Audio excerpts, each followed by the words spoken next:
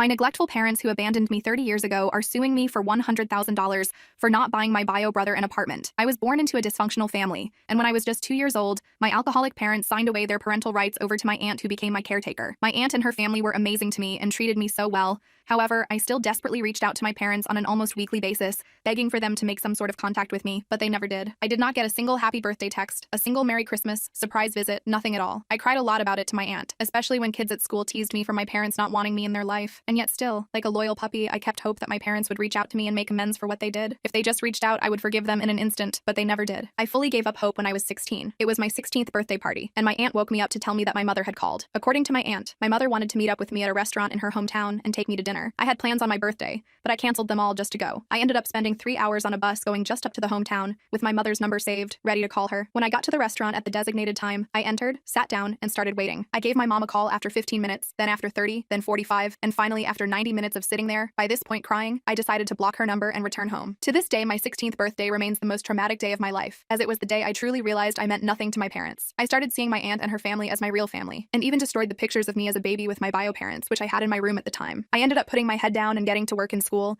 and after a lot of hard work, support from my aunt's family, both financial and mental support, I ended up graduating law school and becoming a lawyer. I'm now 29 years old and work as a lawyer in a high-end firm, and I make a very good living. This is exactly where the problem starts. Due to my high income, I was able to pay back my aunt's family the money they lent me to pay for law school, and I was able to rent out a very nice apartment for myself. Last year, end-of-year bonuses came in, and my bonus was enough for me to afford to lease out a small one-bedroom apartment for an entire year for my cousin, who I was very close with, as the apartment is beside his college, which happens to be far from home. My cousin has a long commute to college every day, and this apartment would allow him to focus on his studies better. He was overjoyed. But just recently, my parents got in touch with me. When my mother called, I instantly recognized her voice. I wanted to cry as I thought she was actually trying to reconnect, but I was very wrong. Instead of saying hi, asking how I've been, or anything along those lines, she told me she heard I bought my cousin an apartment. I asked her why she was asking this, and she said that I have a little brother who is 22 years old and wants to move out of the house but has no money, and she told me I should rent an apartment for my brother to live in too. She did not ask, she told me to. The first question I asked was, I have a brother? My mother said yes, but instead of saying anything else about him, she said, so you'll do it. I of course told her no and hung up. Not even a week later, I was served at work, ironically enough, with papers telling me my parents are suing me for $100,000 for parental maintenance. The case has started, and although in my opinion any sane person could see I'm in the right,